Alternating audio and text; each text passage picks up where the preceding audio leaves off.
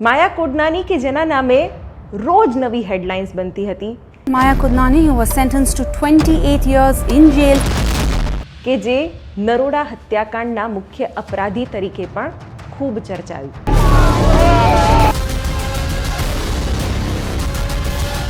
જો માયાબેન કોડનાનીને એક શબ્દમાં વર્ણન કરવું હોય તો એ પોતાના માટે શું હશે? મારા પોતાના માટે એક શબ્દ બહુ અઘરો સવાલ છે. ત્યારે પણ આરએસએસ વિશે કેટલી બધી ટિપ્પણીઓ થાય છે અને આરએસએસને ઘણા બધા નામો ઉપનામોથી સંબોધવામાં આવે છે. એ સમય એવો હતો કે એક વખત તો આરએસએસ પર પ્રતિબંધ મૂકવામાં આવ્યો.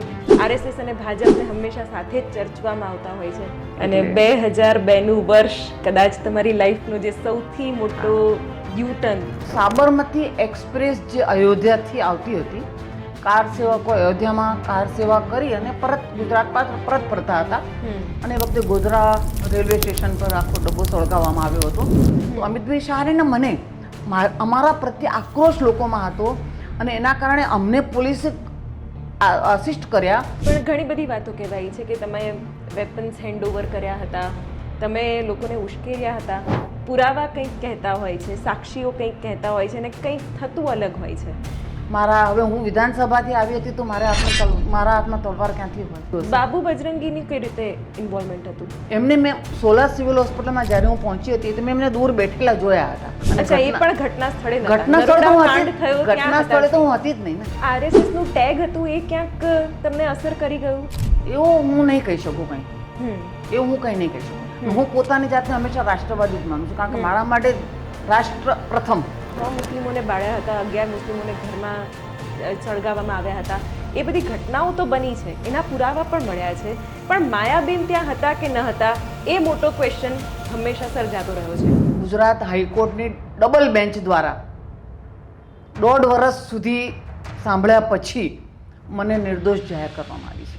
मायाबेन कोडनानी जो है निर्दोष बरी हो गई हैं. 4 ઇલેક્ટ્રિક શોક, 2 વર્ષનો જેલવાસ, એમાં કેવી રીતની આખી જર્ની રહી? હા, એ ખૂબ સંઘર્ષમય, અઘરો અને ઈશ્વરે પરીક્ષા લીધી હોય એવો સમય હતો મારા માટે.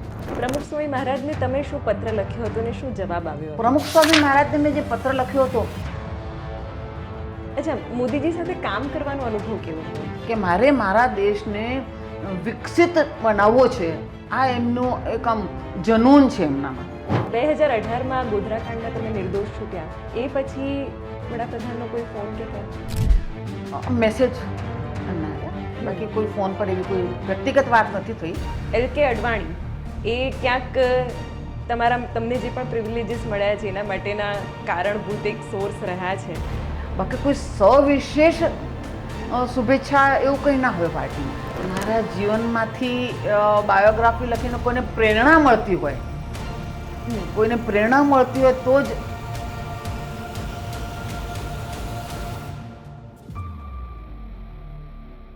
Welcome to the Shivani show. આજે પોડકાસ્ટ એક એવા વ્યક્તિત્વ સાથે જેનું નામ હું તમને કહું તો માયા કોડનાની.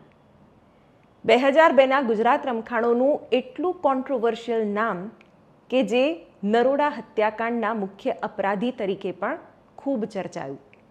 માયા કોડનાની કે જેના નામે રોજ નવી હેડલાઇન્સ બનતી હતી, એમની લાઈફમાં રોજ નવા ટ્વિસ્ટ એન્ડ ટર્ન્સ આવતા હતા. પણ આ હેડલાઇન્સની વચ્ચે બિટવીન ધ લાઇન્સ શું હતી એ ક્યારેય ચર્ચાઈ નથી. 4 ઇલેક્ટ્રિક શોક અને 2 વર્ષનો જેલવાસ કેવી રીતે માયા કોડનાનીને બદલી ગયો એના વિશે આ પોડકાસ્ટમાં વાત કરવી છે. એક પરિસ્થિતિ માણસને કેટલું બદલી શકે છે એ હશે આજના પોડકાસ્ટનો નિષ્કર્ષ. Ma'am, welcome to the show. Mayaben, એટલી બધી વાતો કરવી છે તમારી સાથે, એટલું બધું જાણવું છે, ઘણું બધું કહેવું પણ છે, પણ સૌથી પહેલો સવાલ કે જો આજની તારીખમાં, આજના દિવસે જો માયાબેન કોડનાનીને એક શબ્દમાં વર્ણન કરવું હોય તો એ પોતાના માટે શું હશે? મારા પોતાના માટે એક શબ્દ બહુ અઘરો સવાલ છે. ધીરજ. ક્યાં બાત. અને શ્રદ્ધા જીવનમાં મેં અપનાવી છે અને ઈશ્વર પ્રત્યે અતૂટ શ્રદ્ધા છે અને ધીરજ એ સ્વભાવ છે. એટલે એના બે જ શબ્દ છે મારા માટે જે મને અત્યારે દેખાઈ રહ્યા છે. અને અનેક લોકો સાક્ષી રહ્યા છે તમારી જે આખી જર્ની રહી છે એના. કારણ કે શરૂઆત તો એક એડ્યુકેશનલ બેકગ્રાઉન્ડથી થઈ કે જેમાં તમે એક ગાયનેકોલોજિસ્ટ તરીકે પ્રેક્ટિસ પણ કરતા હતા અને ધીરે ધીરે કદાચ તમારી આખી જર્નીને મારે જો એક શબ્દમાં કહેવી હોય ને તો એવી રીતે કહીશ કે એક સ્ટેપ બાય સ્ટેપ જેના ઘડતરમાં એ વસ્તુ વણાતી ગઈ અને આજે માયાબેન કોડનાની મારી સામે બેઠા છે.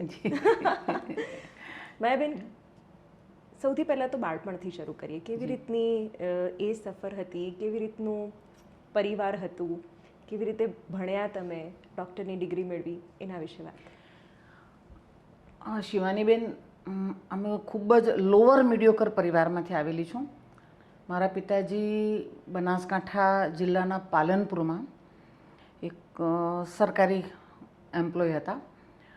સિંધથી માઇગ્રેટ થયેલું અમારું પરિવાર, એ શૂન્ય કશું લઈને આવ્યા નહોતા અને એમાં બહુ ઓછા પરિવાર એવા હતા કે જે ભણતા હતા. એ વખતે મહેનત મજૂરી કરીને બધા પરિવાર આગળ વધતા હતા. એમાં મારા પિતાજી ભણ્યા. પાલનપુરની મામલતદાર ઓફિસમાં સરકારી એમ્પ્લોયમેન્ટ તરીકે મેં શરૂઆત કરી.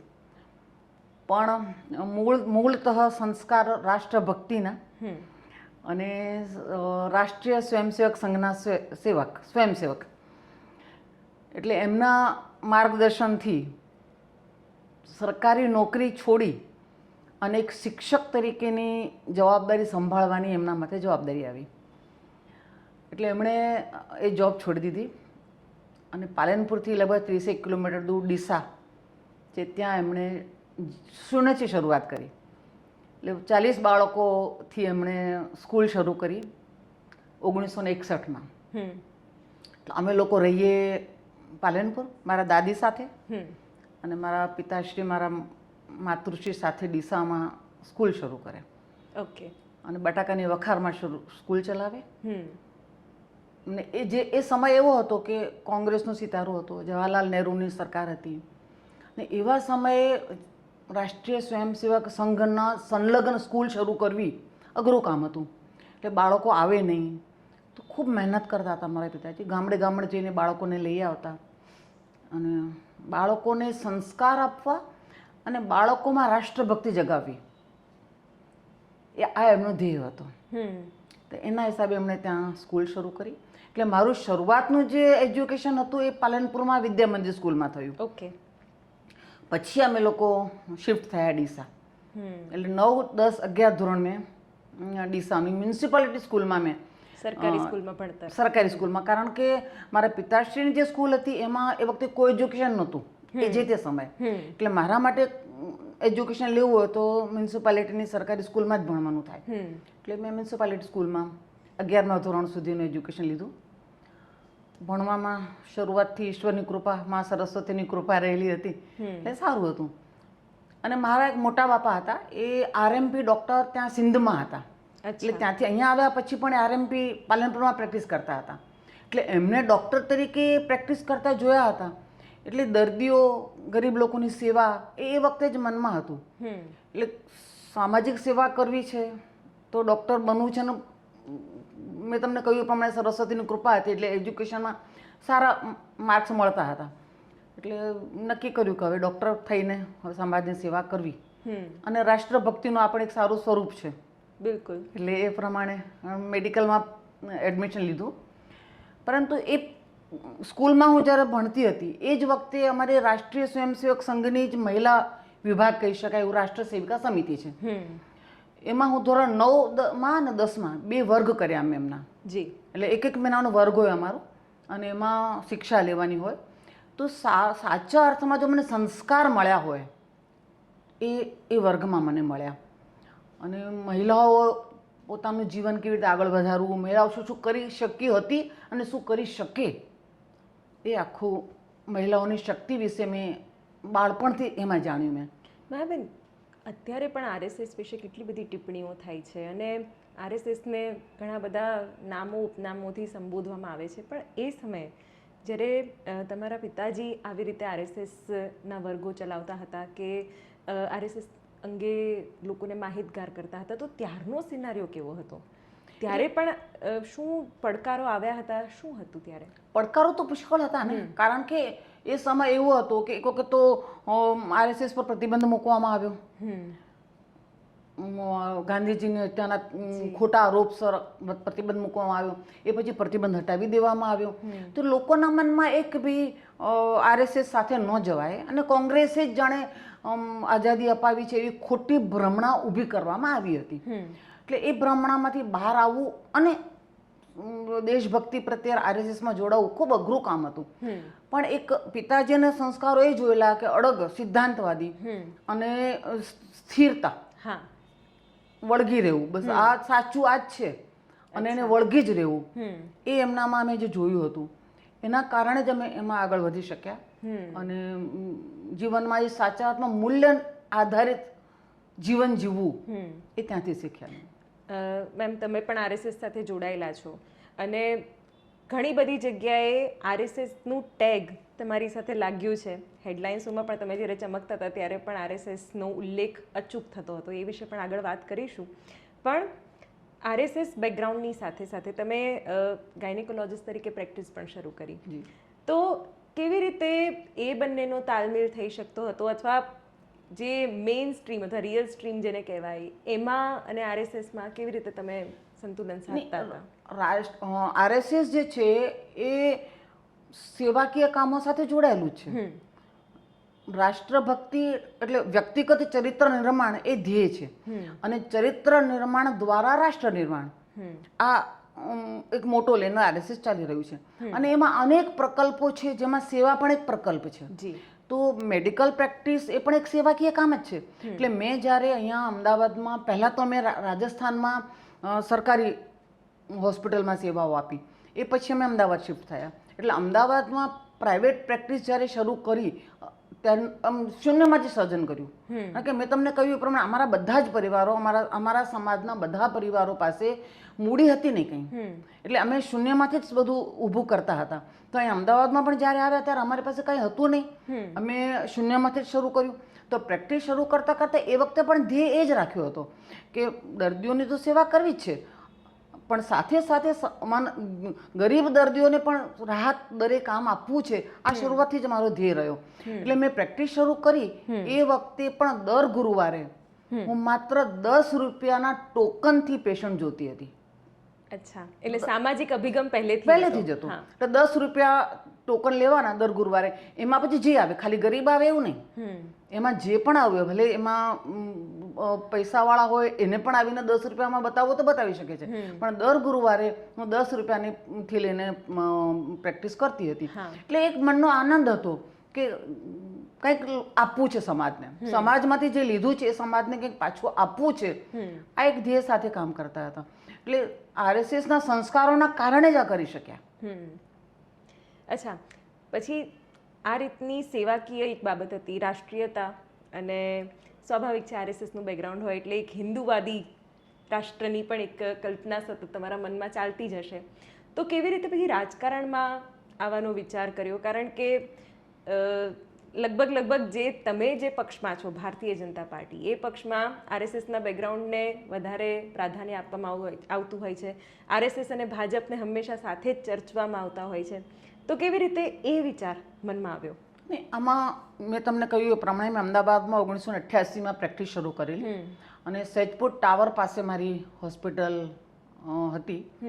એટલે એ આખો વિસ્તાર એકદમ લોઅર મીડિયોકર અને ઇન્ડસ્ટ્રીમાં કામ કરતા કામદારોનો વિસ્તાર આખો હતો. એટલે ત્યાં હું પ્રેક્ટિસ કરતી હતી. તો 95માં જ્યારે 1995માં પહેલી વખત કોર્પોરેશનની ચૂંટણી આવી તો એમાં 33% અનામતની શરૂઆત એ વખતે થઈ હતી. તો દરેક વોર્ડમાં 2 ભાઈઓ અને 1 બહેન એ ફરજિયાત હતી. તો મને સંપર્ક કરવામાં આવ્યો કે આ જે વોર્ડ છે એ થોડોક અઘરો પડશે જીતવા માટે, એટલે જો તમે સાથે આવશો તો આમાં જીતની શક્યતા વધારે છે. કયો વોર્ડ હતો એ? સૈદપુર વોર્ડ. અચ્છા. સહેજપુર વોર્ડ. હા. તો મેં એ વખતે અનિચ્છા જ બતાવી હતી કે મને રાજનીતિમાં બહુ ઓછો રસ છે. મેં ક્યારેય રાજનીતિમાં કામ કર્યું નથી. મેં હંમેશા રાષ્ટ્ર સેવિકા સમિતિમાં કામ કર્યું છે અને મારી પ્રેક્ટિસ કરી છે, એટલે મને રાજનીતિમાં નહીં ફાવે, આ મેં અનિચ્છા જ બતાવી હતી. પણ પછી કહેવામાં આવ્યું કે કારણ કે માન્ય અત્યારના યશસ્વી પ્રધાનમંત્રી નરેન્દ્રભાઈ મોદી એ વખતે ગુજરાતના સંગઠન મહામંત્રી હતા અને એ મારા પરિચયમાં હતા જ. જ્યારે હું વડોદરામાં ઇન્ટર્નશીપ કરતી હતી ત્યારે મારા માર્ગદર્શક હતા, તો એ મારા પરિચયમાં હતા જ. તો મને આમ કહેવામાં આવ્યું કે ના, તમે આવો, તમારી જરૂર છે ને તમારા જેવા સારા માણસોની આવશ્યકતા છે રાજનીતિમાં. અને મારા પિતાશ્રીનું પણ એમ કહેવું હતું. હું એમ જ કહું કે ના, હું નહીં કરી શકું. તો કે જો સારા માણસો નહીં જાય તો સ્વચ્છતા આવશે ક્યાંથી? બિલકુલ. એટલે તમે જાઓ અને સુધારવાનો પ્રયત્ન કરો. તો એ પ્રમાણે મને 1995માં હું સૌથી પહેલાં કોર્પોરેશનની ચૂંટણી લડી અને સહેજપુર વોર્ડમાંથી એ વખતે અમે 3 પેનલ સાથે અમે લોકો જીત્યા હતા. કદાચ સ્ટેન્ડિંગ કમિટી ચેરમેન તરીકે પહેલા મહિલા તરીકે પણ તમે કામગીરી કરી. જી જી જી 1997માં એ સ્ટેન્ડિંગ કમિટીના ચેરમેન તરીકે મને હજુ 2 જ વર્ષ ચૂંટાઈને થયા હતા. અને સ્ટેન્ડિંગ કમિટી એ રિઝર્વ નથી, ધારો કે મેયર પદ રિઝર્વ હોય છે મહિલાઓ માટે, પણ સ્ટેન્ડિંગ કમિટીમાં તમે કોઈને પણ મૂકી શકો. એમાં પહેલી વખત આખા ગુજરાતમાં ભારતીય જનતા પાર્ટી મારામાં વિશ્વાસ મૂકી અને પ્રયોગ કરીને મને સ્ટેન્ડિંગ કમિટીના ચેરમેન તરીકેની જવાબદારી આપી અને ઈશ્વરની કૃપાથી સારા કામો થઈ શક્યા એ વખતે. અને પછી એ જ વખતે 1997માં હું ઓગસ્ટમાં હું સ્ટેન્ડિંગ કમિટી ચેરમેન થઈ અને 1998માં જ ફેબ્રુઆરીમાં ગુજરાત વિધાનસભાની ચૂંટણીઓ આવી. ઓકે. તો પછી મને કીધું કે તમે હવે નરોડાની વિધાનસભામાંથી ધારાસભ્ય તરીકેની ચૂંટણી લડો. એટલે હું સ્ટેન્ડિંગ કમિટીની ચેરમેન તો હતી જ એ વખતે. અને 1998માં હું નરોડા વિધાનસભાની ધારાસભ્ય તરીકેની ચૂંટણી લડી હતી. બિલકુલ. એટલે ભારતીય જનતા પાર્ટી એ વખતે પણ મને સામેથી જ કહ્યું હતું કે તમારે આ ચૂંટણીમાં આગળ આવવાનું છે અને આ રીતે હવે સેવા કરવાની છે. એ કેવી રીતે નક્કી થયું કે નરોડાથી તમારે ચૂંટણી લડવાની છે? કયા ફેક્ટર્સને? કારણ કે મારી હોસ્પિટલ એ જ વિસ્તારમાં હતી ને. મારી હોસ્પિટલ અને સિંધી કોમ્યુનિટી અને જે નરોડા વિધાનસભામાં લગભગ 1,20,000 મતદારો સિંધી સમાજના છે, એટલે ખૂબ મોટો મત વિસ્તાર છે. ઓકે. એ વખતે 7 મ્યુનિસિપલ કોર્પોરેશનના વોર્ડ અને 3 ગ્રામ પંચાયતો અને 1 કેન્ટોનમેન્ટ બોર્ડ, એમ કુલ 10 વિસ્તાર નરોડા વિધાનસભામાં એ વખતે આવતા હતા. પણ હવે ધીરે ધીરે એમાંથી 3 ભાગ બની ગયા છે, એમાંથી હવે 3 વિધાનસભાઓ થઈ છે. તો એ વખતે આ જે મારી હોસ્પિટલ હતી એ જે વિસ્તારમાં જ આવતી હતી અને સ્ટેન્ડિંગ કમિટીના ચેરમેન તરીકેની કામગીરીના કારણે મારો પરિચય બધા મતદારો સાથે અને કાર્યકર્તાઓ સાથે થયેલો હતો. એટલે પાર્ટી તરફથી નિર્ણય થયો કે તમારે આ ચૂંટણી લડવાની છે. એટલે મેં નરોડા વિધાનસભા તરીકેની ચૂંટણીમાં ઝંપલાવ્યું. કેટલી લીડ હતી એ વખતે? 75,000ની 75,000ની લીડ મળી હતી. પછી કામગીરી કરતા કરતા આગળ જે પ્રમાણે રસ્તો દેખાતો ગયો એમ આગળ વધતા ગયા. કદાચ 3 વાર ધારાસભા લડ્યા? જી, હું 1998માં લડી. એ પછી 2002માં એ વખતે મારી લીડ હતી 1,10,000ની. અને ત્રીજી વખત લડી હું 2007માં અને એ વખતે મારી લીડ હતી 1,80,000ની. અને 2002નું વર્ષ કદાચ તમારી લાઈફનો જે સૌથી મોટો યુટર્ન જી અથવા તો કહી શકાય કે તમારું વ્યક્તિત્વ જ્યાંથી બદલાવાની શરૂઆત થઈ એ 2002નું વર્ષ. કદાચ જો 2002ના ફ્લેશબેકમાં જવાનું થાય તો શું ચેન્જ કરવા માંગશો? 2002ની ઘટના ખરેખર ઘટના 2002ની હતી.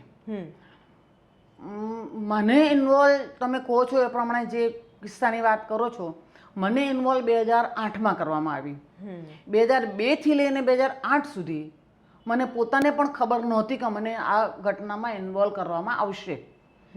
કારણ કે આ ઘટના જે ઘટી હતી 2002માં એ સાબરમતી એક્સપ્રેસ જે અયોધ્યાથી આવતી હતી, કાર સેવકો અયોધ્યામાં કાર સેવા કરી અને પરત ગુજરાત પરત ફરતા હતા અને એ વખતે ગોધરા રેલવે સ્ટેશન પર આખો ડબ્બો સળગાવવામાં આવ્યો હતો અને નિર્દોષ 59 જેટલા કાર સેવકોને, એમાં 2 મહિલાઓ, બાળકો બધાને સળગાવી દેવામાં આવ્યા હતા.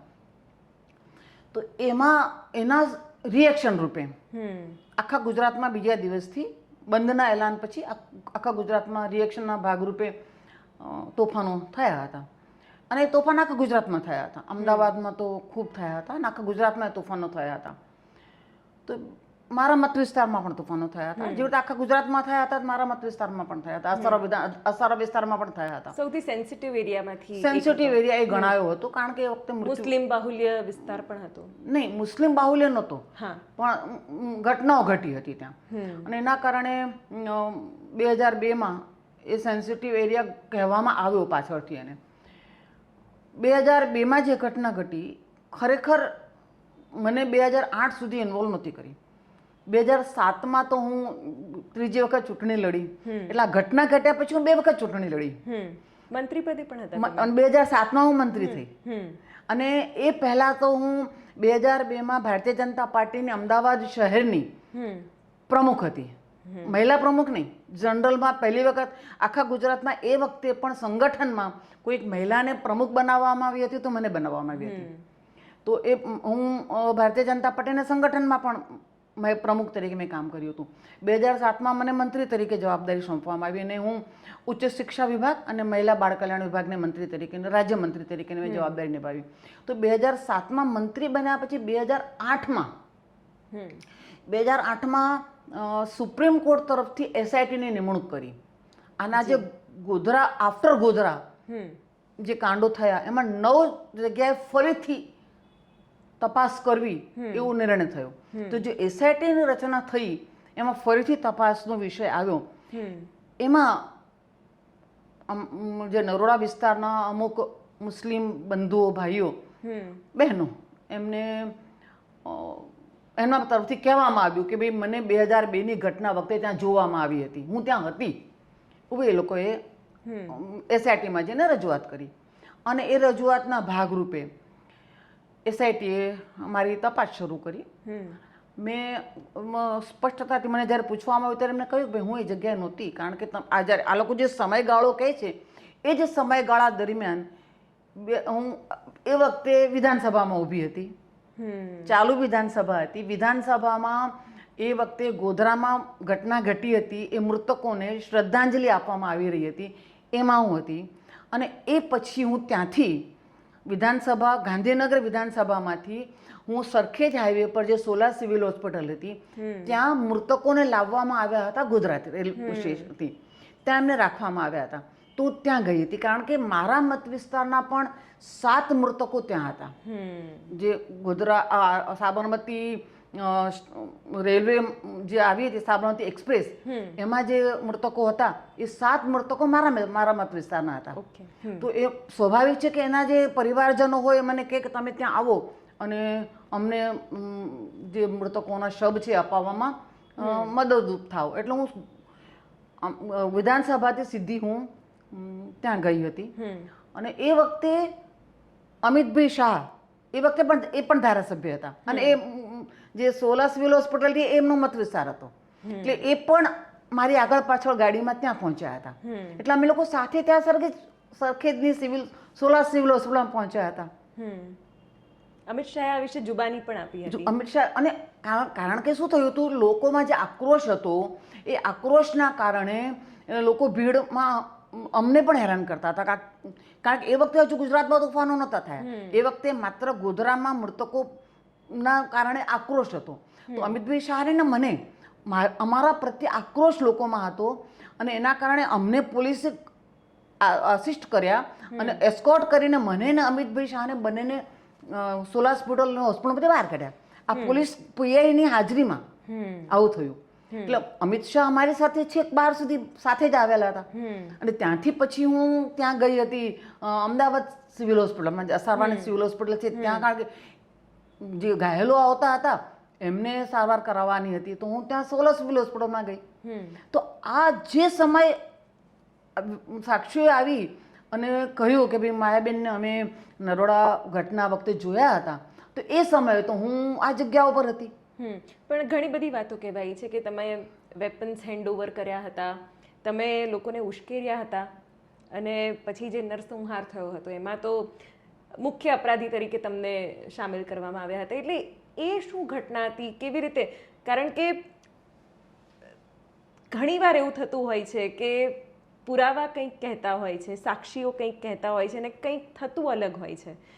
આમાં શિવાનીબેન ખરેખર એ લોકોનો કોઈ જ વાંક નથી કહેવા વાળાનો, કે એમને જે પ્રમાણે શીખવાડવામાં આવ્યું એ પ્રમાણે એ લોકો બોલ્યા છે. કોણે શીખવાડ્યું?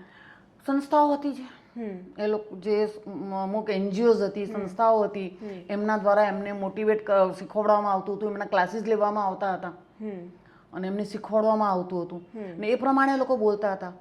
અને આવીને કહેતા હતા કે હવે હું વિધાનસભાથી આવી હતી તો મારા હાથમાં તલવાર ક્યાંથી હોય, હું મારા હાથમાં બંદૂક ક્યાંથી હોય. કોઈ કહે તો બંદૂક હતી, કોઈ કહે તલવાર હતી, કોઈ કહે છે કે તમે ઘરમાં પણ વેપન્સ રાખ્યા. હા, એટલે આ ઘણું બધું. હા, એટલે આ બધું જે ફેબ્રિકેટેડ જે વસ્તુ કહેવાય એ લોકો કહેતા હતા. ઈશ્વર એમની પાસેથી એવું બોલાવડાવ્યું હશે. બાબુ બજરંગીની કઈ રીતે ઇન્વોલ્વમેન્ટ હતું? બાબુ બજરંગીનું ઇન્વોલ્વમેન્ટ પણ ખરેખર સાચા અર્થમાં કહેવા જાઉં તો મારી સાથે હતા જ નહીં ક્યાંય. એમને મેં સોલા સિવિલ હોસ્પિટલમાં જ્યારે હું પહોંચી હતી તો મેં એમને દૂર બેઠેલા જોયા હતા, બસ એટલું જ. એ સિવાય મેં એમને ક્યાંય જોયા નથી. અને અચ્છા, એ પણ ઘટના સ્થળે નહોતા? ઘટના સ્થળે તો હું કાંડ થયો ત્યાં ઘટના સ્થળે તો હું હતી જ નહીં ને. હા, એટલે ઘટના સ્થળે તો મને ખબર જ નથી કંઈ કે કોણ હતું, શું હતું. ઘટના સ્થળે મને કાંઈ જ ખબર નથી. પણ સોલા સિવિલ હોસ્પિટલમાં બાબુબેન મેં જોયા હતા, તમારી સાથે જ દૂર બેઠેલા જોયા હતા. મારી સાથે કોઈ વાતચીત નહોતી થઈ, પણ દૂર બેઠેલા જોયા હતા મેં એમને. ઓકે. બાકી ઘટના સ્થળે તો હું શું કહી શકું, કારણ કે મને કાંઈ જ ખબર જ નથી, હું પોતે હતી જ નહીં જગ્યા પર. ઓકે. 28 ફેબ્રુઆરી 2002 નરોડા હત્યાકાંડ થયો અને 2008માં તમે કહો છો એ પ્રમાણે એસઆઈટીની રચના ને એના પછી ફરીથી એ કેસ ખુલ્યો. પણ તો એ સમયગાળા દરમિયાન શું થયું? એ સમયગાળા દરમિયાન એ ઘટના જ ભૂલાઈ ગઈ હતી? ઘટના ભૂલાઈ ગઈ હતી કે મને ખબર નથી, કારણ મને પોતાને કંઈ જ ખબર નથી કે હું આમાં ઇન્વોલ્વ કરીશ, મને કોઈ ઇન્વોલ્વ કરશે આમાં, મને કંઈ ખબર જ નથી. 2002ની ઘટના પછી તો કીધું હું 2002માં ફરીથી ઇલેક્શન લડી છું ડિસેમ્બરમાં. 2002ના ડિસેમ્બરમાં ઇલેક્શન લડી છું, એ બી હાઈએસ્ટ લીડ સાથે. હા, અને 2007માં ફરી ઇલેક્શન લડી છું. એટલે ત્યાં સુધીમાં તો મને પોતાને ખબર જ નહીં કે મને ઇન્વોલ્વ કરવામાં આવશે. 2007માં તો માન્ય નરેન્દ્રભાઈ મોદી મુખ્યમંત્રી હતા એ વખતે એમની સરકારમાં હું મંત્રી તરીકે મેં શપથ લીધેલા છે. એટલે ત્યાં સુધી મને તો ઇન્વોલ્વ કરવામાં આવી જ નહોતી. આરએસએસનું ટેગ હતું એ ક્યાંક તમને અસર કરી ગયું? એવું હું નહીં કહી શકું કંઈ, એવું હું કંઈ નહીં કહી શકું. કારણ કે હિન્દુવાદી છબી હતી અને હિન્દુવાદી કરતા કટ્ટર હિન્દુવાદી છબી તમારી જે મારી કટ્ટર હિન્દુવાદી તરીકેની છબી ક્યારેય નહોતી. અને હિન્દુવાદી એટલે રાષ્ટ્રવાદી. હું હિન્દુ કઈ શબ્દને ક્યારેય માનતી જ નથી, હું રાષ્ટ્રવાદી જ માનું છું. કારણ કે રાષ્ટ્રીય સ્વયંસેવક સંઘ એ માત્ર કોઈ હિન્દુઓનું સંગઠન નથી, એમાં શીખ નું પણ છે, મુસ્લિમો પણ એમાં છે. એટલે એવું નથી, રાષ્ટ્રવાદી સંગઠન છે. હું પોતાની જાતને હંમેશા રાષ્ટ્રવાદી જ માનું છું, કારણ કે મારા માટે રાષ્ટ્ર પ્રથમ આ વિષય રહેલો છે. એટલે હિન્દુ એ લોકો જે માનતા હોય માને, પણ હું પોતાની જાતને હંમેશા રાષ્ટ્રવાદી જ માનું છું. ઓકે. એટલે 2002માં આ ઘટના બની, તો ત્યાં શું બન્યું? તમારા જ કોન્સિસ્ટન્સીમાં એ ઘટના બની છે, બરાબર? તો એ ઘટના શું હતી? તમે ત્યાં ગયા હતા, રૂબરૂ સાક્ષીઓને મળ્યા હતા, જે વિક્ટિમ્સ હતા એ પરિવારોને તમે મળ્યા એ વખતે? નહીં, હું તો કહું છું ને, હું એ ઘટના, કારણ કે નરસંહાર તો ત્યાં થયો હતો, 100 મુસ્લિમોને બાળ્યા હતા, 11 મુસ્લિમોને ઘરમાં સળગાવવામાં આવ્યા હતા. એ બધી ઘટનાઓ તો બની છે, એના પુરાવા પણ મળ્યા છે. પણ માયાબેન ત્યાં હતા કે ન હતા એ મોટો ક્વેશ્ચન હંમેશા સર્જાતો રહ્યો છે. પણ પછી તો પ્રૂફ પણ મળ્યા છે, તમારા કોલ રેકોર્ડિંગ્સ ને એ બધાની પણ ઘણી બધી ચર્ચાઓ રહી છે. અને આ બહુચર્ચિત કેસમાં તમારું નામ હંમેશા અગ્રેસર જ રહ્યું છે. તો એ બધું કેમ? પણ શિવાનીબેન, એક વિષય છે, તમે કહો છો માયાબેનનું નામ ચર્ચિત રહ્યું છે. તમને મને સંતોષ થાય છે જણાવતા કે ગુજરાત હાઈકોર્ટની ડબલ બેન્ચ દ્વારા 1.5 વર્ષ સુધી સાંભળ્યા પછી મને નિર્દોષ જાહેર કરવામાં આવી છે, કારણ કે હું જગ્યા પર હતી જ નહીં. એટલે એ ઘટના કેવી રીતે ઘટી, કોણે કરી, એ તપાસનો જ વિષય હશે. એ મારા માટે પણ હું કહી જ ના શકું એ ઘટના માટે કે એ કોણે કર્યું ને શું કર્યું. એ મારો પોતાનો તો કોઈ વિષય જ નથી, કારણ કે હું ઘટના સ્થળે હતી જ નહીં. એટલે મારો વિષય જ નથી કે કોણે આવીને કર્યું, શું કર્યું, કેવી રીતે કર્યું. અમારા બધાના માટે પ્રશ્ન જ હોય કે ભાઈ કોણે આવીને કર્યું છે. ઘટના ઘટી છે, દુઃખદ છે, અને ખરેખર એના માટે બધાએ અફસોસ કરવો જોઈએ. અને કરું છું, હું પોતે કરું છું અફસોસ, એનું મને દુઃખ છે. અને શિવાનીબેન, હું તમને કહું કે એક ઘટના એ જે જગ્યા છે એનાથી લગભગ 1 કિલોમીટર દૂર મારી હોસ્પિટલ છે અને એ વિસ્તારના મુસ્લિમ બહેનો પણ મારી પેશન્ટ છે હતી એ વખતે. એ બધી જ પેશન્ટ મારી પાસે આવીને સારવાર લેતી હતી. એટલે મેં ક્યારેય સ્વાભાવિક છે કે મેડિકલ પ્રેક્ટિસમાં કોઈ ડૉક્ટર આવો ભેદભાવ રાખે જ નહીં કે મુસ્લિમ હોય કે હિન્દુ હોય. અમારા માટે દર્દી એ દર્દી છે અને એક દર્દીને દર્દીના ભાવનાથી જ જોયા હોય છે. એટલે એવી કોઈ ભાવના જ મનમાં ના હોય કે ભાઈ આ દર્દી કોણ છે. તો તમે પ્રયત્ન કર્યો કે એ જાણવું કે કોણે આ કર્યું છે? કારણ કે કાવતરું કર્યું હોય તો કોઈકે તો કર્યું છે, કોઈકે તો પ્લોટિંગ કર્યું છે, કોઈ ઇન્ટરનલ તમારા હિત શત્રુઓ કે ના આમાં હિતશત્રુઓનો કોઈ વિષય, મારો કોઈ હિતશત્રુ છે જ નહીં. વિષય કે મારો કોઈ હિતશત્રુ છે જ નહીં. કોણે કર્યું મારો કોઈ વિષય જ નથી આમાં. આ ઘટના આખા ગુજરાતમાં તોફાનો થયા હતા. એમાં આખા ગુજરાતમાં કોણે તોફાનો કર્યા એ સરકારનો ને તપાસ એજન્સીનો વિષય છે. મારો કોઈ વિષય જ નથી આતો. એટલે હું એમાં પ્રયત્ન કરું એ પણ મારા માટે ખોટું જ કહેવાય ને. શું કામ કરવું જોઈએ મારે પ્રયત્ન જ્યારે મને પોતાને ખબર હતી કે મેં કંઈ કર્યું જ નથી. એટલે મારો તો કોઈ વિષય જ નથી આમાં. માયાબેન, એ સંઘર્ષ કેવો રહ્યો? કારણ કે આમ તો જિંદગીને આપણે ઉતાર અને ચઢાવ બંને રીતે લેતા હોઈએ છીએ, પણ એસઆઈટીની રચના 2008 પછીનો જે તમે સમય કાઢ્યો છે અને 4 ઇલેક્ટ્રિક શોક, 2 વર્ષનો જેલવાસ, એમાં કેવી રીતની આખી જર્ની રહી? હા, એ ખૂબ સંઘર્ષમય, અઘરો અને ઈશ્વરે પરીક્ષા લીધી હોય એવો સમય હતો મારા માટે. કારણ કે જે ઘટનામાં આપણે ઇન્વોલ્વ હોઈએ જ નહીં અને એના આરોપી તરીકે તમને કલંકિત કરવામાં આવે એટલે સ્વાભાવિક છે કે જે એક આઘાત લાગે એ આઘાત તો લાગ્યો જ હતો. અને 2009માં મેં મંત્રી પદેથી રાજીનામું આપ્યું. મને પહેલાં 2-2.5 મહિના સુધી ટ્રાયલ તરીકે જેલમાં રાખવામાં આવી, પછી જામીન મળ્યા. એ પછી અમે ટ્રાયલ ફેસ કરી. ટ્રાયલ ફેસ કરતાં કરતાં 2012માં જે લોઅર કોર્ટ હોય સેશન્સ કોર્ટમાંથી આરોપી તરીકે સંડો કરવામાં આવી અને એક સજા કરવામાં આવી. અને ભારતના ઇતિહાસમાં, સ્વતંત્ર ભારતના ઇતિહાસમાં કદાચ રાયટિંગ કેસમાં કોઈ મહિલાને ઇન્વોલ્વ કરવામાં આવી હોય અને સજા કરવામાં આવી હોય હું માનું છું ત્યાં સુધી પહેલો કેસ હશે. ઠીક છે, ઈશ્વરની જે ઈચ્છા અને જે કંઈ થયું, શું કામ થયું, એના કોર્ટના જજમેન્ટના વિષયમાં મારે કંઈ નહીં જ કહેવું જોઈએ અને હું કંઈ કહેવા બી માગતી નથી.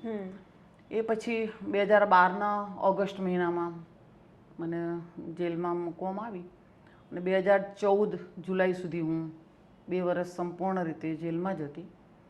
અને એ દરમિયાન મારી આઘાતના કારણે મને તબિયત ઘણી કથળી હતી. કારણ કે મને બીજું કશું નહોતું, મને એક જ વાતનું દુઃખ થતું હતું કે જે ઘટનામાં હું હતી જ નહીં એ ઘટનામાં મને કેમ કલંકિત કરવામાં આવી છે. અને એક આ કલંક સાથે જીવવું એ અયોગ્ય લાગતું હતું. અને સ્વાભાવિક રીતે કે એક રાષ્ટ્રભક્તિને લક્ષ્ય માનીને રાજનીતિમાં કામ કરવા માટે પ્રવેશ કર્યો હતો અને એમાં આ પરિણામ જોયું એટલે એક આખા પરિવારને બહુ આઘાત લાગ્યો હતો. અને એમાં આઘાત લાગ્યો સ્વાભાવિક છે. અને એમાં હું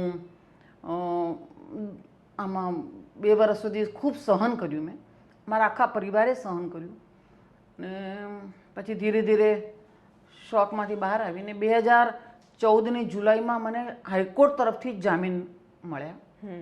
અને પછી 2014થી લઈને 2018 સુધી અમે લોકો હાઈકોર્ટમાં કેસ લડ્યા અને 2018માં ડબલ બેન્ચ તરફથી ખૂબ લાંબો ચર્ચાઓ ચાલી હતી હાઈકોર્ટમાં અને એમાં મને નિર્દોષ છોડવામાં આવી.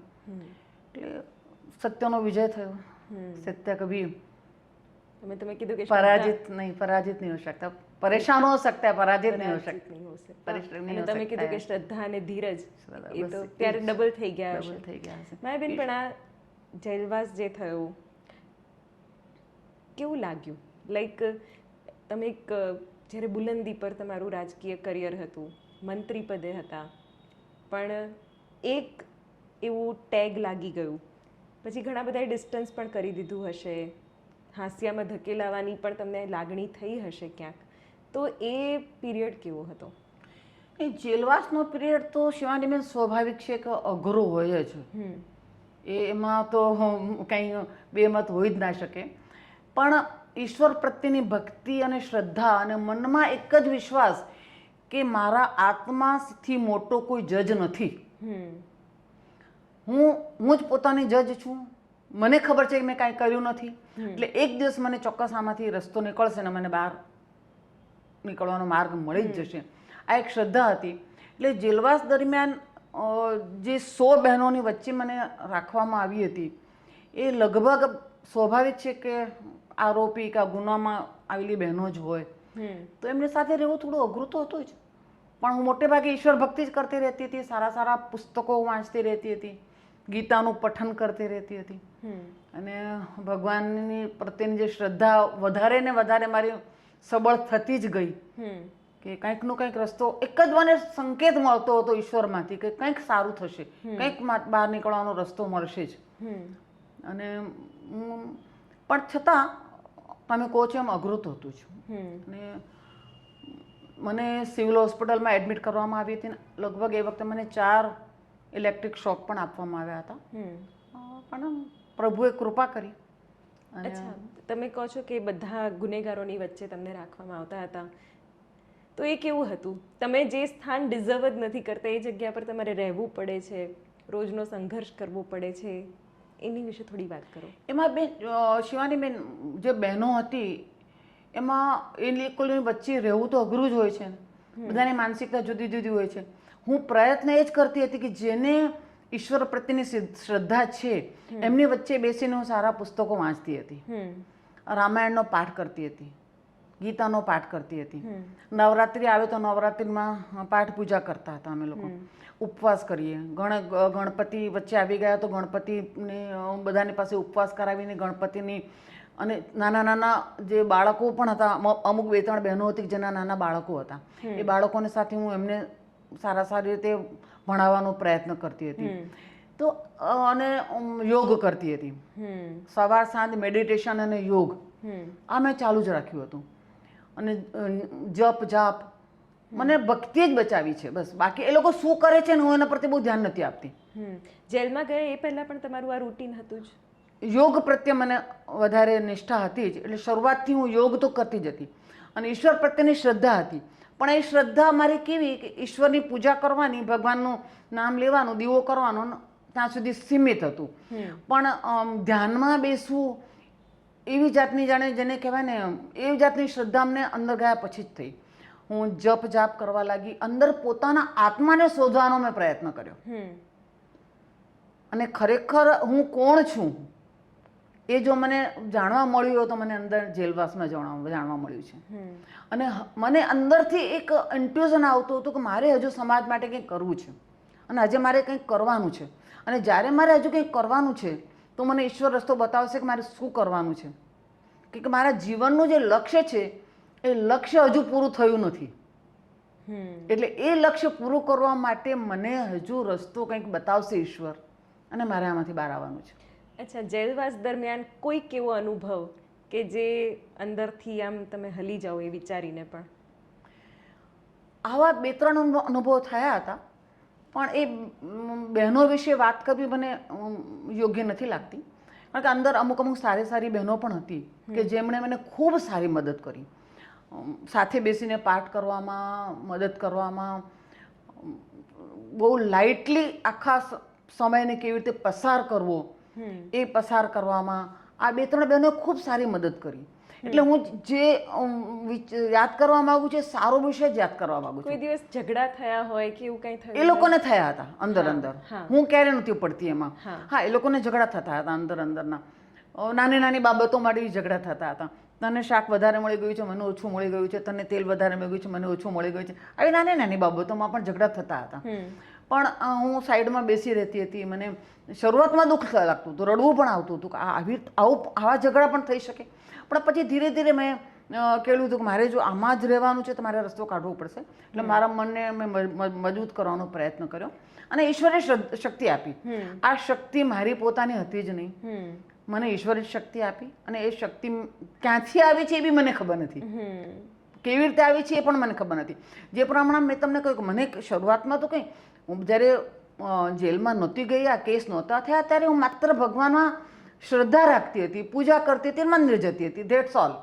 પણ વધારે પડતી ડીપલી મેં અધ્યાત્મને જાણ્યું નહોતું. પણ એ શક્તિ મને અંદર ગયા પછી ક્યાંથી આવી એ મને પોતાને ખબર નથી.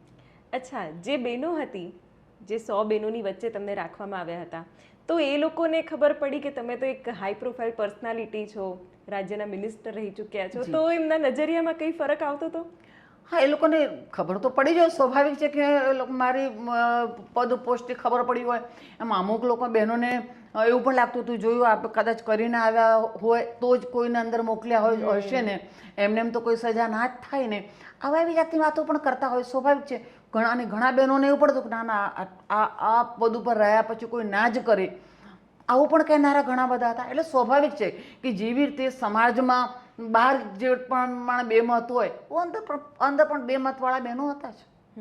તમને જેલવાસ દરમિયાન સૌથી વધારે કોણ યાદ આવ્યું? જેલવાસ દરમિયાન જેલની અંદર તો સ્વાભાવિક છે કે સૌથી વધારે મને ઈશ્વર જ યાદ આવ્યા અને પછી મારો પરિવાર. પરિવારમાં કેવો માહોલ હતો જ્યારે 28 વર્ષની કદાચ જેલની સજા કરી હતી અને 2 વર્ષ તમે કોન્સ્ટન્ટ જેલમાં રહ્યા, તો શું રિએક્શન હતું? પરિવારમાં રિએક્શન તો દુઃખ બહુ જ હતું ને, સ્વાભાવિક છે કે ખૂબ દુઃખદ ઘટના હતી. અને આખો પરિવાર એવા વાતાવરણમાંથી આવેલા છીએ કે આવા કોઈ આરોપની કલ્પના જ ના કરી શકીએ. કે મારા પતિ પણ ડૉક્ટર છે, મારો દીકરો કોમ્પ્યુટર એન્જિનિયર છે, મારી પુત્રવધુ કોમ્પ્યુટર એન્જિનિયર છે. એટલે આવા પરિવારમાંથી આવેલા મારા પિતાજી શિક્ષક તરીકે રિટાયર થયા છે, મારા ભાઈ એન્જિનિયર છે, મારી બેન LICમાં મેનેજર. એટલે આખો પરિવાર જેને કહેવાય એવા વાતાવરણમાંથી અમે આવેલા છીએ કે જેમાંથી આવી રીતે કોઈ આરોપમાં સંડોવાઈ શકાય એવું કોઈ કલ્પના જ ના હોઈ શકે. એટલે સ્વાભાવિક છે કે એ લોકો પણ આઘાતમાં જ હતા. અને એ આ આઘાતમાંથી હું અંદર હતી તો મને કેવી રીતે બહાર આઘાત ન લાગે ને મારો આઘાત ઓછો કેમ થાય એના પ્રયત્નમાં એ લોકો લાગેલા હતા. અને મને કેવી રીતે જલ્દીમાં જલ્દી બહાર કાઢવામાં આવે એના પ્રયત્નમાં એ લોકો હતા. જેલમાં મુલાકાત થતી? હા, મુલાકાત નિયમ પ્રમાણે જે પ્રમાણે મુલાકાત થતી હતી એ પ્રમાણે થતી હતી. એટલે આ મારા આખા પીરિયડ દરમિયાન મારા પતિની જે પ્રેક્ટિસ હતી એ ઓછી થઈ ગઈ, જતી રહી કહેવાય. ઓછી થઈ ગઈ એ કરતાં પણ જતી રહી કહેવાય. કારણ કે આ બધા પ્રયત્નમાં લીગલ પ્રોસિજર, વકીલોને મળવું, કોને કોને મળવું, આ બધા પ્રયત્નોમાં એમનો, અને પોતે બિનઅનુભવી આ કાર્યમાં, લીગલ મેટરમાં બિનઅનુભવી, કારણ કે મેડિકલ પ્રેક્ટિસમાં આવી અનુભવ તો કોઈને હોય નહીં ને. એટલે બિનઅનુભવી વ્યક્તિ તરીકે આવવામાં, અને મારા ભાઈ બંને, મારી બેન, આ લોકો પ્રયત્ન કર્યા. મારા પિતાજી ઉંમર થયેલી હતી તો એમને ખૂબ વધારે આઘાત લાગ્યો હતો કે આ શું થઈ ગયું. મારા માતૃશ્રી જે માત્ર હાઉસવાઈફ હતી ને પાઠ પૂજા સિવાય એને બીજું કંઈ જ ખબર નહોતી, તો એ બધાને ખૂબ આઘાત લાગ્યો હતો. અચ્છા, પોલિટિકલ તમારા સર્કલમાંથી કોણ મળવા આવ્યું હતું તમને? ઘણા બધા મળવા આવ્યા હતા પોલિટિકલી. મને મારા જે હિતેચ્છુ હતા, શુભેચ્છુ હતા, જેની સાથે મારી ઘણા સારા સંબંધો હતા, એમાંથી ઘણા બધા મળવા આવ્યા. ધારાસભ્યોમાંથી મળવા આવેલા હતા, અમારા પક્ષના સંગઠનમાંથી પણ મળવા આવ્યા હતા. ઘણા બધા લોકો મળવા આવતા રહેતા, સમયના અંતરે મને મળવા આવતા રહેતા હતા કે જેથી કરીને હું મારા મનોબળને ટકાવી રાખી શકું. કોઈ એક વ્યક્તિનું નામ લેવું હોય કે આમના આવવાથી મને બહુ આમ શાતા મળતી હતી, તો એવું કોણ? આમાં આધ્યાત્મિક ગુરુઓ પણ મને મળવા આવ્યા હતા. શિવાનંદ આશ્રમના આધ્યાત્માનંદજી છે એ મને અંદર જેલમાં મળવા આવ્યા હતા. મારા પોતાના જે ગુરુ છે, જે શ્રી વિદ્યાના ઉપાસક છે, વડોદરામાં છે ગુરુજી, એ મને અંદર મળવા આવ્યા હતા. પછી મેં અંદર જે પત્રો લખ્યા હતા એમાં પ્રમુખ સ્વામી મારા સાહેબને મેં પત્ર લખ્યો હતો, તો એમને જવાબ આવ્યો હતો મને અંદર. એટલે એ વાંચીને હું મારો સમય પસાર કરતી હતી. બ્રહ્માકુમારીઝની બહેનોએ ખૂબ મને મદદ કરી છે. એ લોકો રોજ સવારે ત્યાં મુરલી પઠન માટે આવતી હતી, તો એ મુરલી પઠનમાં આમ ભાઈઓ જતા હતા, પણ એક બહેન તરીકે મને પણ ત્યાં અવસર આપતા હતા એ લોકો. તો એ લોકોની સાથે હું બેસીને હું જે બાબાની મુરલી હોય એ મુરલી સાંભળવાનો પ્રયત્ન કરતી હતી. તો એમાંથી મને બહુ જ શક્તિ મળતી હતી. પછી આર્ટ ઓફ લિવિંગના જે શ્રી શ્રી રવિશંકરજીના શિષ્યો છે એ લોકો અંદર આવી અને જે એ લોકોની સુદર્શન ક્રિયા છે એ સુદર્શન ક્રિયા કરાવતા હતા. અને અમારા મહિલા વિભાગમાં પણ આવીને મહિલા વિભાગને એ લોકો સુદર્શન ક્રિયા કરાવી હતી. તો આ બધી જે પ્રયત્ન આધ્યાત્મિક રીતે એ લોકો મને મળવા આવ્યા અંદર, એના કારણે મને ખૂબ અને સારા સારા પુસ્તકો લઈને આવતા હતા કે જે પુસ્તકો પણ હું અંદર વાંચતી હતી. એટલે એના કારણે મને ખૂબ શક્તિ મળતી હતી. પ્રમુખ સ્વામી મહારાજને તમે શું પત્ર લખ્યો હતો ને શું જવાબ આવ્યો? પ્રમુખ સ્વામી મહારાજને મેં જે પત્ર લખ્યો હતો કે મને આપના આશીર્વાદની ખૂબ આવશ્યકતા છે.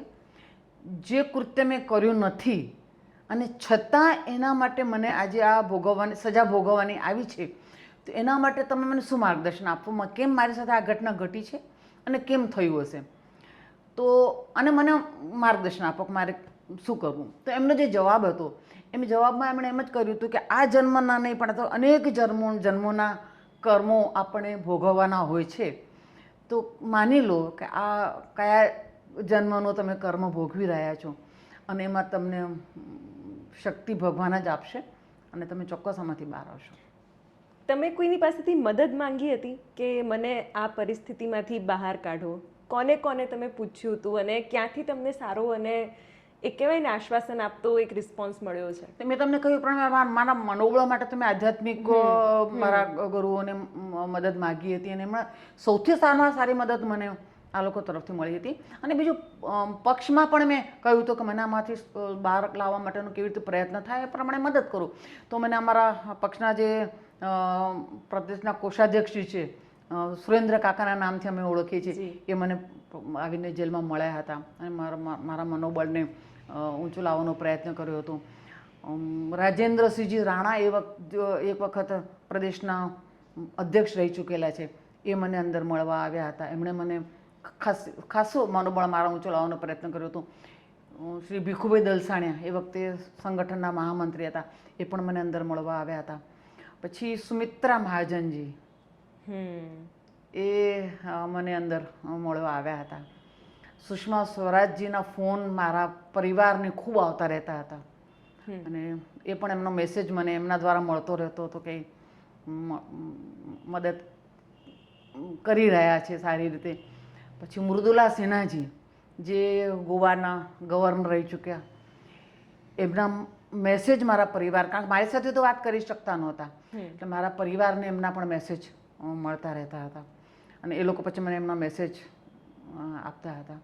આવી રીતે બધાએ પ્રયત્ન કર્યા હતા કે મારું મનોબળ ઊંચું રહે. એના માટે મારા પરિવાર સિવાયના ઘણા બધા લોકોએ, ધારાસભ્ય મિત્રો બહેનો એ અંદર આવીને મળતી હતી.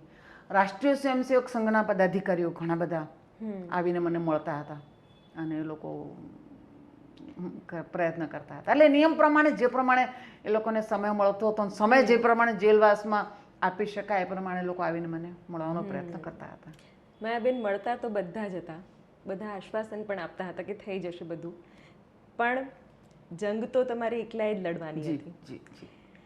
તો એ કયો પોઈન્ટ હતો કે જ્યારે નક્કી કરી લીધું કે હવે આ જંગ તો જીતવી જ છે? એ પોઈન્ટ એક જ હતો, શ્રદ્ધા, મારે હજુ કંઈક કરવાનું છે. મેં તમને કહ્યું પ્રમાણે, અને મેં કંઈ કર્યું નથી. મેં ખોટું જિંદગીમાં કંઈ કર્યું નથી અને આ ઘટનામાં હું હતી નહીં અને મારે કંઈક કરવાનું છે હજુ. આ એક જ મુદ્દો હતો કે આ એક જ મુદ્દાએ મને થતું હતું કે મને ચોક્કસ માર્ગ મળશે અને મારે બહાર આવવાનું છે. ડિપ્રેશનનો ફેઝ કેવી રીતે કાઢ્યો? કારણ કે મેં જે રીતે વાંચ્યું તમારા વિશે કે ઘણી એગ્રેસિવ મેડિસિન્સ પણ અસર નહોતી કરી શકી અને 4 ઇલેક્ટ્રિક શોક કેવી રીતે સહન કર્યા? એ ડિપ્રેશનનો પિરિયડ એક જ કારણ કે આપણે સ્વાભાવિક છે કે આટલા સારા એજ્યુકેશન મળ્યા પછી સમાજની સેવા કરતાં કરતાં રાષ્ટ્ર પ્રથમ આ એક લક્ષ્ય સાથે રાજનીતિમાં પ્રવેશ કર્યો હોય અને શું કરવા જઈ રહ્યા હતા અને શું થઈ ગયું, આ જે દુઃખ હતું એનો આઘાત હતો અને એ આઘાતના કારણે ડિપ્રેશન પણ હતું. એટલે ડિપ્રેશનમાંથી બહાર આવવું ખૂબ અઘરું હતું. એટલે મને પ્રયત્ન મેં મારી રીતે મનોબળ ઊંચું લાવવાનો ખૂબ પ્રયત્ન કર્યો. મેં તમને કહ્યું એ પ્રમાણે આધ્યાત્મિક રીતે શ્રદ્ધા ભક્તિથી બધો જ પ્રયત્ન કર્યો, પણ એ મનમાંથી નીકળતું નહોતું કે આમાં કેમ થયું, કેમ ઘટના ઘટી, મેં કર્યું નથી ને કેમ થયું. તો આમાંથી જ્યારે હું બહાર નહોતી આવી શકતી, ડિપ્રેશનમાં હતી, ત્યારે જે સાયકેટ્રિસ્ટ ડૉક્ટરો જેલમાં પણ આવ્યા હતા અને એમણે પણ અંદર આવીને મને ખૂબ પ્રયત્નો કર્યા, દવાઓ આપી, પણ પછી જ્યારે એમને લાગ્યું કે આ નહીં થઈ શકે, આમનું ડિપ્રેશનમાંથી બહાર નહીં લાવી શકાય, ત્યારે મને સિવિલમાં એડમિટ કરવામાં આવી હતી. અને પછી એમને યોગ્ય લાગ્યું હશે, હું સાયકેટ્રિસ્ટનું તો કંઈ ઇન્ટરફેર થવું એ યોગ્ય નથી, તેમણે મને આવી રીતે પછી હા, પેનફુલ તો સ્વાભાવિક છે, આખી ઘટના જ પેનફુલ છે, 2 વર્ષ જ પેનફુલ છે, પણ બહાર આવી ગયા. એ સૌથી મોટી કૃપા ઈશ્વરની કહેવાય. હું બહાર આવી ગઈ છું. માયાબેન, વ્યક્તિગત રીતે ક્યાંક હર્ટ થયા હો કે આ વ્યક્તિ પાસેથી તો સાથની આશા રાખી હતી, પણ એ જ વ્યક્તિએ બસ છોડી દીધું કે હવે પરિસ્થિતિને આધીન જે થશે, એવો કોઈ પ્રસંગ યાદ આવે છે? ના, એવું કશું થયું નથી મારી સાથે. આ એવું વ્યક્તિગત રીતે કાંઈ જ થયું નથી. મને બધાએ સાચા અર્થમાં હું આ સહાનુભૂતિ, મોરલ સપોર્ટ બધાને, આજે પણ બધાને મારા માટે એ જ ભાવના છે કે આમની સાથે ખોટું થયું છે. અને આ ઘટના સિવાય તમને કહું, કારણ કે આ ઘટના સિવાય 2007 સુધી તો પક્ષમાં મારા માર્ગદર્શક તરીકે તો માન્ય નરેન્દ્રભાઈ મોદી રહેલા છે. કારણ કે એમની પ્રેરણાથી, એમના કાર્યશૈલીને, એમના જીવનને જોઈને જ અમે રાજનીતિમાં પ્રવેશ કરેલો છે. જેલવાસ દરમિયાન એમની સાથે સંપર્ક રહેતો? ના, નથી થયો. જેલવાસ દરમિયાન એમની સાથે કોઈ સંપર્ક નથી થયો. એટલે પણ એમને જે કાર્યશૈલી જોઈને જ અમે રાજનીતિમાં પ્રવેશ કરેલો છે. એટલે વ્યક્તિગત રીતે આમ જોવા જાઓ તો રાષ્ટ્ર પ્રથમ, બીજું કંઈ બાજુમાં પોતાને કંઈ જોવાનું જ નથી. રાષ્ટ્ર સહાય એકદમ નમમાં, હું કંઈ છું જ નહીં. આ સંસ્કાર લઈને ચાલ્યા છીએ ત્યારે તો પછી બીજું કંઈ દેખાય જ નહીં ને. અચ્છા, મોદીજી સાથે કામ કરવાનો અનુભવ કેવો રહ્યો? મોદીજી સાથે કામ કરવાનો અનુભવ અદ્ભુત, અદ્ભુત. કારણ કે એ પોતે, એમનું જે દ્રષ્ટિ છે ને, એમની દ્રષ્ટિ સાથે દ્રષ્ટિ મેળવવી એ જ ખૂબ અઘરો વિષય છે. ખૂબ દૂરદ્રષ્ટિથી એ કામ કરે છે અને વિકાસ જાણે એમના માટે આમ કે ભૂખ છે કે મારે મારા દેશને વિકસિત બનાવવો છે. આ એમનું એક આમ જનૂન છે એમનામાં. અને એ જનૂનની સાથે એમની અપેક્ષા એ રહે છે કે બીજા પણ મારી સાથે આવી રીતે જ કામ કરે. અને પોતે જે પ્રમાણે 18 કલાક કામ કરે છે. બીજું શું કે નરેન્દ્રભાઈ મોદી આજનું નથી વિચારતા, એ આજથી 50 વર્ષ પછી શું થશે ને એ જ વિચારે છે. અને એ રીતે કેવી રીતે તૈયાર કરવા. અને બીજું, માત્ર સરકાર કામ કરશે તો મારો દેશ આગળ આવશે ને, એ એમની કલ્પના ક્યારેય નથી. એમની કલ્પના એ છે કે સરકારની સાથે સાથે એક વ્યક્તિ આમાં કેવી રીતે જોડાય, અને એ જ્યારે એક વ્યક્તિ જોડાશે ત્યારે જ દેશ આગળ આવશે. અને એના માટે મારે વ્યક્તિઓને કેવી રીતે તૈયાર કરવા, આ એમની કામ કરવાની આ પદ્ધતિ છે એમની. એટલે એમની સાથે જ્યારે કામ કરીએ ત્યારે ખરેખર પરફોર્મન્સ પ્રેશર પણ રહેતું, પ્રેશર રહે, સ્વાભાવિક છે કે કેવી રીતે કામ કરવું, કેવી રીતે એમની સાથે આગળ વધીને કામ કરવું. બિલકુલ. કેશુભાઈ પટેલના સમયે તમારો રાજકીય ઉદય કહી શકાય કે તમારી કારકિર્દીની શરૂઆત થઈ ત્યારે કેશુભાઈ પટેલ મુખ્યમંત્રી હતા. હા, અને પછી કેશુભાઈનું જે એક વર્કિંગ સ્ટાઇલ હતી, નરેન્દ્ર મોદીની વર્કિંગ સ્ટાઇલ હતી, કેવી રીતે તમે એમાં ચેન્જ જોયો છે અથવા પરિવર્તન જોયું છે? આમાં શિવાનીબેન, એક તો સરખામણી કરી શકાય જ નહીં, કારણ કે દરેક વ્યક્તિની કામ કરવાની પદ્ધતિ પોતાની હોય છે. કેશુભાઈ એક સંગઠન કરતા અને કોઠાસૂઝવાળા વ્યક્તિ હતા અને એમણે પણ પોતાની રીતે ખૂબ સારું કામ કર્યું. અને નરેન્દ્રભાઈનું તો મેં તમને કહ્યું એ પ્રમાણે એક અદ્ભુત દ્રષ્ટિવાળું વ્યક્તિત્વ એમનું છે. અને એમને મેં તમને કહ્યું પ્રમાણે એમને બસ બધું જે કંઈ કરવાનું છે ને એ બધું ઊંચાઈએ જ કરવાનું છે. નબળી વાત જ નહીં, નબળી કોઈ વાત જ નથી કરવાની. જે કંઈ જે આખા વિશ્વમાં કંઈ જ નથી એ મારે જોઈએ છે અહીંયા. ધારો કે સ્ટેચ્યુ ઓફ યુનિટી બનાવવું છે તો આખા વિશ્વમાં ક્યાંય નથી એવું સ્ટેચ્યુ ઓફ યુનિટી બનાવવું છે. સૌથી હાઈએસ્ટ યુનિટી મારે બનાવવું છે. હા, એટલે આવા અનેક જંગલમાં મંગલ તો મારે જ કરવું છે. ધોળાવીરા જ્યાં કોઈ જતું જ નહોતું, રણ હતું, જેને કોઈ ઓળખતું પણ નહોતું, તો એને પ્રવાસન ક્ષેત્ર બનાવી અને આખા વિશ્વને મારે ત્યાં લઈ જવો છે. આ દ્રષ્ટિ, એટલે આ દ્રષ્ટિથી કામ કરવાવાળા. અચ્છા, 2018માં ગોધરાકાંડમાં તમે નિર્દોષ છૂટ્યા, એ પછી વડાપ્રધાનનો કોઈ ફોન કે કંઈ? મેસેજ એમના આવ્યા, બાકી કોઈ ફોન પર એવી કોઈ વ્યક્તિગત વાત નથી થઈ, પણ એમના સંદેશાઓ આવ્યા છે. શું હતું એમાં? હિંમત રાખો અને હિંમતથી બહાર આવ્યા છો બસ. વાહ, ક્યાં વાત! એટલે એટલું પ્રોત્સાહન તો મળ્યું. જી જી જી. માયાબેન, હવે થોડુંક ઘણી બધી વસ્તુઓ તમારા વિશે કહેવાય પણ છે, જેમ કે પોલિટિક્સ છે, વાત તો થવાની જ છે. તો એવા જ પોલિટિકલ સ્ટેટમેન્ટ્સ અથવા એવા એનાલિસિસ તમારા વિશે પણ થયા છે કે એલ.કે. અડવાણી એ ક્યાંક તમને જે પણ પ્રિવિલેજીસ મળ્યા છે એના માટેના કારણભૂત એક સોર્સ રહ્યા છે. તો હવે એનું શું તથ્ય અને સત્ય હોય એ તમારા મોઢેથી જ? લાલકૃષ્ણ અડવાણી શિવાનીબેન ભારતીય જનતા પાર્ટીના એક સારા સંગઠક અને પાયાના વ્યક્તિ છે. એમણે પાર્ટીને ખૂબ ઊંચાઈ પર લઈ જવામાં ખૂબ મહેનત કરી છે. અને સ્વાભાવિક છે કે જ્યારે મેં રાજનીતિમાં પ્રવેશ કર્યો ત્યારે ઊંચાઈ પર હતા, અને ગુજરાતમાંથી તેઓ સાંસદ તરીકે ચૂંટાઈને ગયેલા હતા. ગાંધીનગર લોકસભા એમની કાર્યક્ષેત્ર હતું એમનું, એટલે સ્વાભાવિક છે કે તેમનું અહીંયા અવર જવર હોય. અને હું ભારતીય જનતા પાર્ટીની અમદાવાદ શહેરની અધ્યક્ષ હતી, એટલે સંગઠનમાં પણ હું હતી. એટલે સ્વાભાવિક છે કે એમનું મતક્ષેત્ર જે હતું એ મારો સંગઠનનો ક્ષેત્ર હતો. એટલે એમને અહીંયા આવવાનું જ્યારે થાય તો સ્વાભાવિક છે કે મારી જવાબદારીમાં આવે, મારા કર્તવ્યમાં આવે એમને સાથે વાતચીત કરવાની, એમની સાથેની માર્ગદર્શન મેળવવાની. આ સ્વાભાવિક. એટલે સ્વાભાવિક છે કે એમના સાથેના સંપર્કો વધારે રહે. એટલે એવી રીતે મેં હંમેશા એમની પાસે માર્ગદર્શન મેળવ્યું છે. અને આખી પાર્ટીમાં બધા જ કાર્યકર્તા એમના માર્ગદર્શનમાં જ કામ કરતા હતા. એવી રીતે હું પણ એમના માર્ગદર્શનમાં કામ કરતી હતી. બાકી કોઈ સવિશેષ શુભેચ્છા એવું કંઈ ના હોય પાર્ટીમાં. બધા જ પાર્ટીના કાર્યકર્તા હતા. અચ્છા, એક એવી પણ ચર્ચાઓ ઘણી થતી હોય છે કે પોલિટિક્સમાં જો તમારા કોઈ ગોડફાધર હોય તો જ તમે આગળ, બાકી તમારે બહુ સંઘર્ષ કરવો પડે. એ બધી વસ્તુઓ ત્યારે પણ હતી, આજે પણ છે. એના વિશે તમારા શું વિચાર છે? મારું પોતાનું આજ સુધીમાં કોઈ ગોડફાધર નથી, અને હું એમાં માનતી પણ નથી. આપણું પોતાનું કાર્ય એ જ આપણું ગોડફાધર હોવું જોઈએ.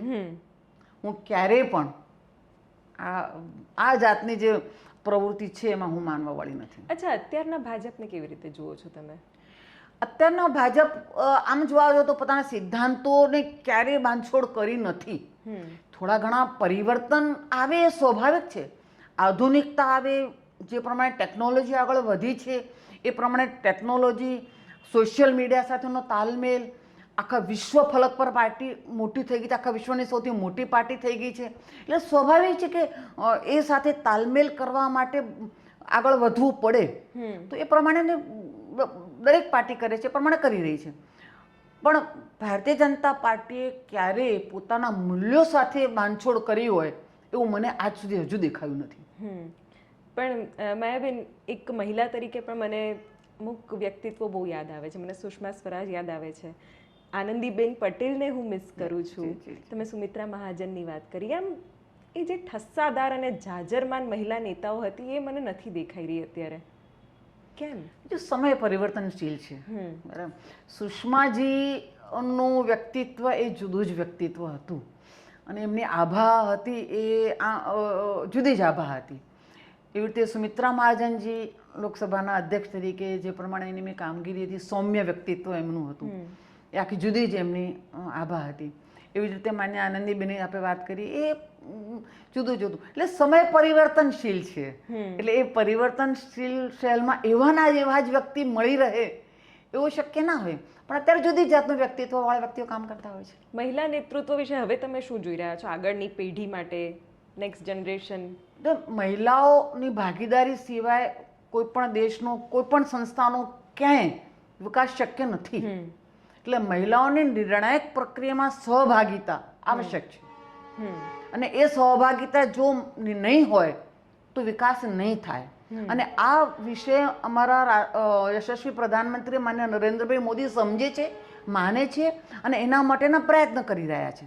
અને એટલા જ માટે તમે જોઈ રહ્યા છો આજે કે દરેક ક્ષેત્રમાં મહિલાઓને એવો લાવવાનો પ્રયત્ન કરે છે. દરેક ક્ષેત્રમાં એ ગામડાની બહેનો હોય તો પણ લાવવાનો પ્રયત્ન કરે. સહકારી ક્ષેત્રમાં પણ જેટલી મહિલાઓ આજે આગળ આવી રહી છે એ આપણે અનુભવ કરી રહ્યા છીએ.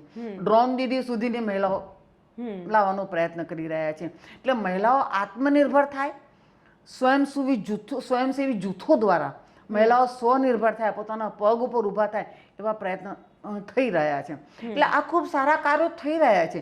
તો મહિલાઓની સહભાગિતા તો ખૂબ આવશ્યક છે, પણ નિર્ણાયક પ્રક્રિયામાં જ્યાં સુધી મહિલાઓ નહીં આવે ત્યાં સુધી આપણો દેશ આગળ નહીં આવી શકે. તો એટલા માટે 33% અનામત વિધાનસભા અને લોકસભામાં પણ બિલ ત્યાં તો પસાર થઈ ચૂકી છે અને સ્થાનિક સ્વરાજ્યની સંસ્થામાં તો 50% અનામત આવી ગઈ છે અને બહેનો આજે કાર્ય કરી રહી છે. મેયર અને જિલ્લા પંચાયતી પ્રમુખો સુધી બહેનો કામ કરી રહી છે. તમે અત્યારે કેવી રીતે પોલિટિકલી ઇન્વોલ્વ છો, કેવી રીતની પ્રવૃત્તિઓ કરી રહ્યા છો? બિહારની તો જવાબદારી છે તમારી પાસે, પણ આખો જે 2018 સુધીનો ઘટનાક્રમ રહ્યો છે એટલે ક્યાંક તમારા પોલિટિકલ કરિયરને પણ સ્લો ડાઉન થવું પડ્યું અને તમે પાછા પોલિટિક્સમાં સક્રિય થશો કે નહીં એ પણ બહુ મોટો સવાલ હતો. પણ અત્યારે શું સ્ટેટસ છે? શિવાનીબેન, એક વખત છે કે ભારતીય જનતા પાર્ટીનો કાર્યકર્તા હંમેશા સક્રિય હોય. સક્રિય થવાનો કોઈ પ્રયત્ન કરવાનો જ ના હોય, સક્રિય જ હોઈએ. જવાબદારી બદલાતી રહે, કામ ઓછું વધતું થતું રહે. ધારો કે અત્યારે મને પ્રદેશ કારોબારી હું સદસ્ય જ છું, તો પ્રદેશ કારોબારી જ્યારે થાય ત્યારે મારે જવાનું થાય. વક્તા તરીકે જ્યાં જ્યાં મારે આવશ્યકતા હોય ત્યાં જુદા જુદા પ્રશિક્ષણ શિબિરો થતા હોય છે પાર્ટીમાં. તો જુદા જુદા વિષયો પર જ્યારે પ્રશિક્ષણ થાય ત્યારે અમને કહેવામાં આવે કે તમે આ જઈને પ્રશિક્ષણ વર્ગ લઈ આવો, તો વક્તા તરીકે જવાનું થાય છે. હમણાં જ્યારે અમારા સંગઠનની ચૂંટણીઓ થઈ ત્યારે મને રાજકોટમાં ચૂંટણી અધિકારી તરીકેની જવાબદારી આપવામાં આવી. તો એમાં 2-3 મહિના સુધી સતત રાજકોટ આવવા જવાનું થઈ અને ચૂંટણી અધિકારી તરીકેની જવાબદારી નિભાવી. આવી રીતે કાર્યકર્તા તરીકે સક્રિયતા તો નિભાવવાની રહે જ છે. અચ્છા, તમે જો તમારે પોતાને ડિસ્ક્રાઇબ કરવું હોય તો તમે પોતાને સંઘી કહેશો કે ભાજપના કાર્યકર્તા કહેશો? હું મારી જાતને રાષ્ટ્રભક્ત કહીશ, રાષ્ટ્રપ્રેમી કહીશ. એમાં ભાજપા પણ આવી ગયું, એમાં સંઘ પણ આવી ગયું, બધું આવી ગયું. અચ્છા, પણ સંઘ અને ભાજપ વચ્ચે ડિસ્પ્યુટ થાય છે ત્યારે તમે તમારી વિચારધારા કોની સાથે જાય છે? ના, એવું હું એ બધા કિસ્સામાં કોન્ટ્રોવર્સીમાં ક્યારેય પડતી નથી ને પડવા માંગતી નથી. માયાબેન, બહુ જ બધી વાતો તમે કરી છે અને એક સવાલ મારે પૂછવો છે કે કદાચ તમારી કોઈક બાયોગ્રાફી બનાવવાની કે કોઈ બુક લખવાની કોઈ પ્રસ્તાવ મૂકે તો કેવી રીતે એને રિએક્ટ કરશો? મારા જીવનમાંથી બાયોગ્રાફી લખીને કોઈને પ્રેરણા મળતી હોય, કોઈને પ્રેરણા મળતી હોય તો જ લખવું જોઈએ હું માનું છું. બાકી ખાલી બાયોગ્રાફી લખી અને પુસ્તકના રૂપે મૂકી રાખવી હોય તો મને કોઈ એવો રસ નહીં રહે. પણ હા, મારા જ સંઘર્ષમય જીવનમાંથી કોઈને મળતી હોય પ્રેરણા તો મને શું વાંધો હોઈ શકે. તમારી બધી જ વાતોમાંથી પ્રેરણા મળી જ રહી છે, કારણ કે એક સ્ટેન્ડ હંમેશા તમે કાયમ રાખ્યું છે પોતાના માટે કે ના, લડત તો આપવાની છે. માયાબેન, ખૂબ મજા આવી તમારી સાથે આ વાત કરવાની અને થેન્ક યુ કે તમે અમારા શોમાં આવ્યા અને અમારા દર્શકો સાથે આટલી સરસ વાતો કરી. શિવાનીબેન, મને પણ ખૂબ આનંદ થયો. મારા દિલની વાતો તમારી સમક્ષ મેં મૂકી છે. મારી ખૂબ શુભેચ્છાઓ છે. Thank you so much.